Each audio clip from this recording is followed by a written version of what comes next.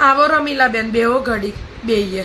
બહુ જ ગઈ એલા પાણીપુરી ખાવા અલા કઈ શાક લેવા નથી જતી પાણીપુરીઓ ખાવા જાય છે ત્યાર શું બેહો ચાલુ કર્યું દિવાળીનું કામ